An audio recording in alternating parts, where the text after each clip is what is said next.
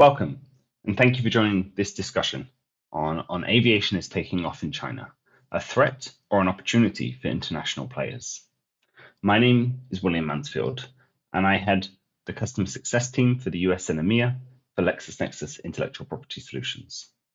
I and my team work with our customers globally and in many industries to ensure they are getting the most out of our solutions.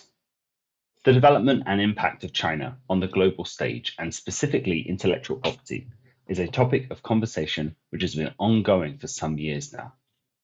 We have seen major shifts in markets directly attributed to this.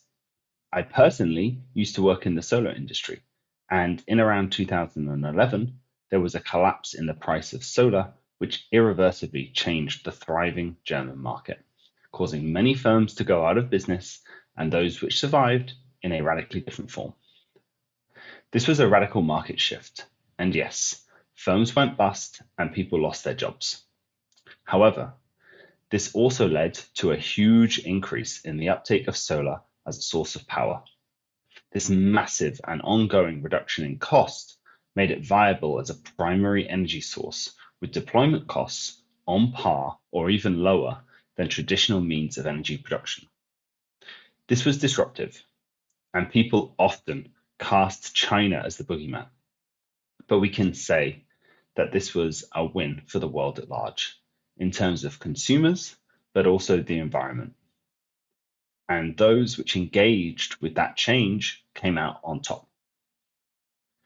When we look to the future to see which other industries might be similarly impacted, engineering quickly came to the top of that list, and aviation as a prime example of this.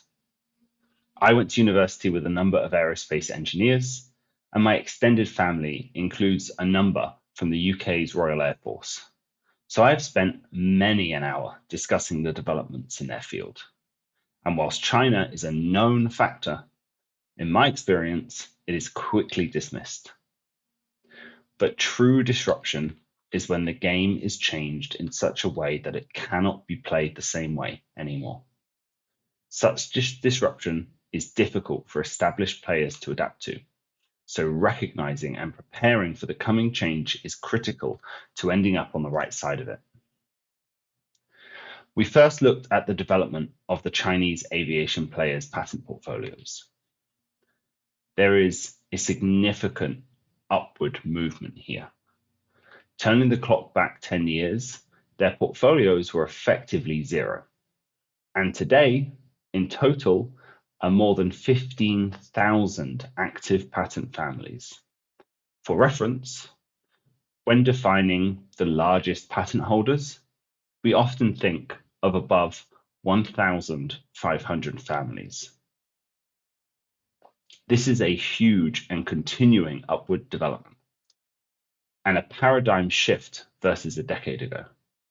To write this off as nothing would be to be unprepared. So, we can establish there is a clear development in China. Given these players are today almost wholly domestic at this stage, means this development is not just a reflection of their own growth, but that of the Chinese aviation market as a whole. Given this, a clear growth in the Chinese market, the question would be, how are the established players engaging with this opportunity? This is a selection of some of the established players in the aviation market and the share of their portfolio protected in China. If we look at the top of the list, we see GE and Boeing, who apparently are actively engaging with the Chinese market, with around half of their portfolio protected there. We could talk all day about what appropriate protection means. However, they are clearly engaged. Conversely, if we look at these two's major competitors, Rolls-Royce and Airbus, respectively, we see a clearly different approach. Airbus is closer to 30% of their portfolio protected in China, and Rolls-Royce is even lower at around 10%. Given the development we have seen in the Chinese market, this appears to be a very low level of engagement. We can make the argument that these companies do not sell much or at all in the Chinese market today. However, to not protect there is also to limit their ability to start. Moreover, not to protect there is to give the domestic players free rein to use their technology. Perhaps only in the domestic market, but currently that's the only market for the domestic players. There is also a requirement for these players to have maintenance teams on the ground at the airports where their planes land. So, whilst they might not be actively selling into China, their planes are landing, so need their services. Therefore, need to train local people about the inner workings of their products, thus actively contributing to the education of the Chinese market participants. By not protecting, they are actively enabling the development of their future competitors. This shows the share of the global aviation patents, and if their owners originate from China or other regions. 10 years ago, the share of the global aviation technology space,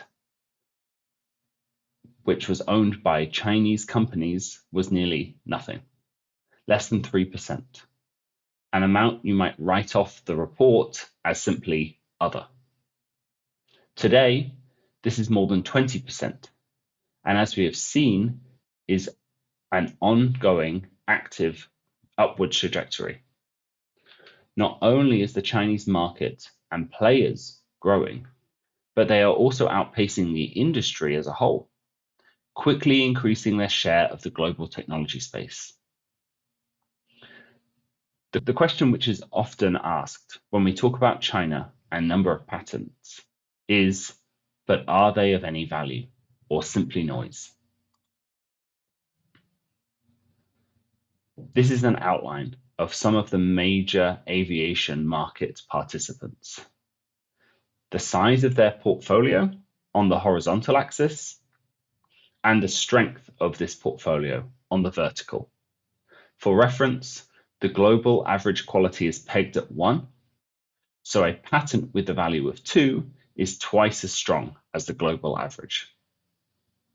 The Chinese players are marked in red, and we can see that they are still smaller than the established players on the whole, but not to an extreme degree. Moreover, we can see that whilst GE and Boeing have a slightly higher quality, many others, Airbus and Rolls-Royce included, have around 1.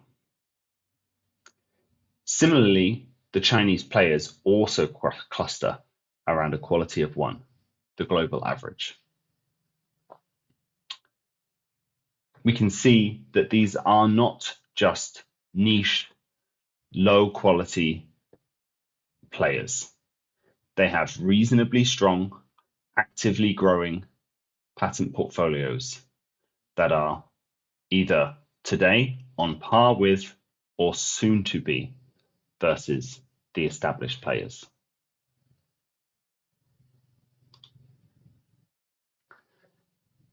If you want to read through the analysis, we released 2 blog posts recently on the development and potential impacts of the Chinese market and players in aviation, where you'll find everything that I discussed here.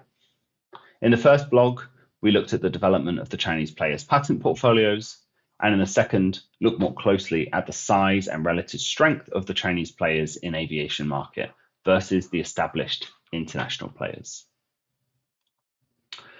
Further to this, we recently released a white paper looking beyond just aviation, but at the engineering market as a whole and the impact China is having in that technology space. This goes into detail in not just aviation, but also other aspects of engineering, such as energy, manufacturing equipment, railway and shipbuilding, and civil engineering.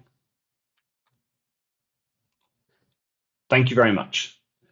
As I said, my name is William Mansfield, and I lead the US and EMEA customer success team. If you have any questions, please feel free to contact me.